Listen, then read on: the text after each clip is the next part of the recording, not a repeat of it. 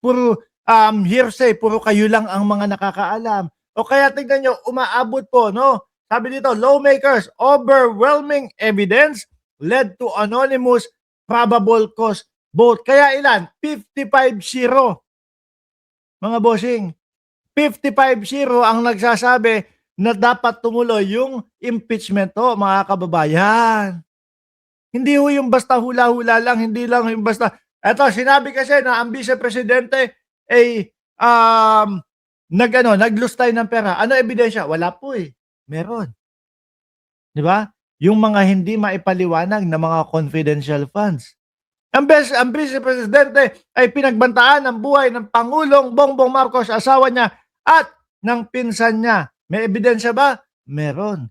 Tayo po, mga nakita natin iyon, mga kababayan. Ganon ang pagkakaiba, mga boss chief amo, sir. No? Nung estilo nila Leviste at estilo po dito sa mga nagpapa-impeach kay Vice Presidente. Sabi ni Dot Pintura, ang mapaghinala, iyon ay para sa gawa. Hindi, ako ho naniniwala na talagang pang-cover up lang ni Leviste itong mga ito, mga bossing chief amo, sir. Para hindi mapalsin yung 24 billion na pinapabayaran sa kanya. Na sobrahan sa gata si Solar Boy. Tingin ko nga. Sabi ni RR in the Philippines, chismoso din eh, no? Oh! Oh, ayan, no? Diba? Ngayon, ang problema at kinatatakot po ng mga DDS, mga bossing, ay magtuloy-tuloy na po ito sa Senado. Sabi nga doon sa balita baka 2 ano na lang daw po. Baka 2 linggo na lang daw po, mga kababayan, impeach na ang Vice Presidente. Impeach na ang Vice Presidente sa Kongreso. Ngayon, ito yung sinasabi ninyo. Ano po? Hagingan lang natin itong kay Rodante Marcoleta, mga bossing. Ayon po dito sa 1TV Philippines, mga kababayan, sabi dito ni Panfilo Lacson, no, na chairman ng Blue Ribbon Committee, mga bossing, imbestigahan din si Marcoleta sa flood control. Lacson, aray ko po, mga besh. Bago ako matulog kagabi, naririnig ko si Rodante Marcoleta Parang meron siyang privilege speech na iniidolo ko po dati. Parang inuuto si Lacson, mga kababayan. Hindi kaya dahil dito yon? Dahil matutunghayan, malalaman o mabubunyag ho, mga boss chief amo, sir, na may connection din yung isang Rodante Marcoleta sa mga flood control. Aba, bagito pa sa Senado ito O baka dahil nung congressman pa siya. Ano ho? Nung sa mga diskaya, mga boss chief amo, sir, merong nailabas na pagsulat, no, inilathala po si Montul po, mga boss chief amo, sir. Nang sabi doon, di umano, balita ko, merong humihingi ng 1 billion pesos sa mga diskaya para ipagtanggol daw sila doon sa Senate Blue Ribbon Committee.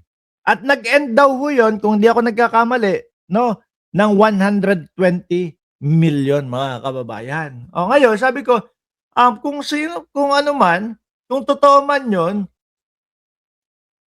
mukhang kilala ko yung palaging nagtatanggol sa mga diskaya.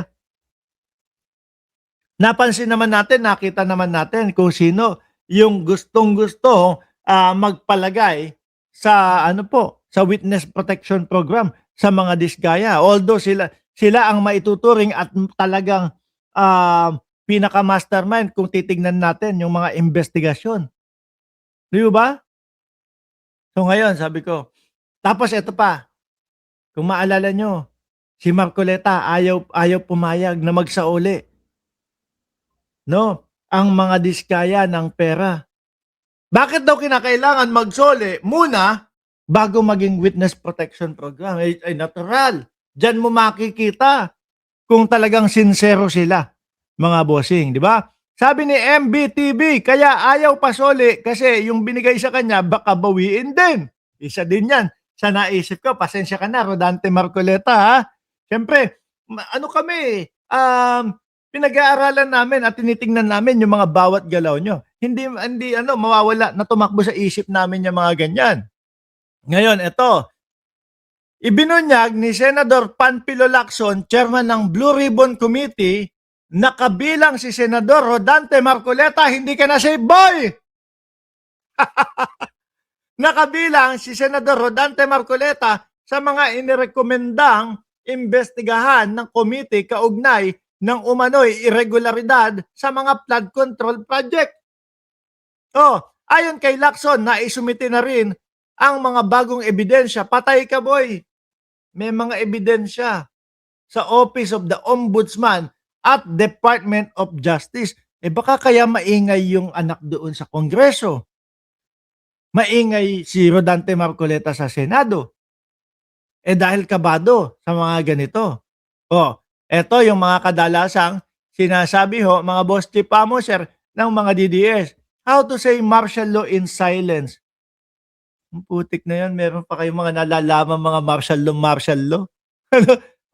Sabi, pinoprotektahan si Pinky. May pinoprotektahan daw. Wag kami, all of the above government agencies right now are political weaponry of the present administration. Yan sinasabi ng mga DDS.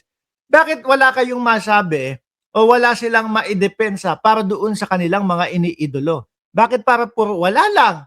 No? Martial law na. Pagbanggit nyo yan doon sa doon sa ngongo nyong vlogger. Di ba? Kasi puro ganyan lang naman yung mga sagot nila .